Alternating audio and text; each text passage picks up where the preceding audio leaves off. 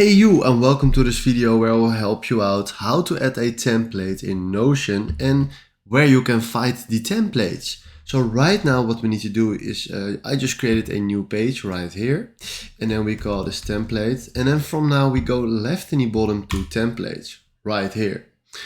And for example, let's say we want something for school. So right now we click on back to school, and now we have so many school templates. And now we need to search for the correct one now. So if you can see, loads of templates are free, and I like this one. So now I click on this one, and then I click here on add. And right now he's creating a new page with the name Islo Student Board.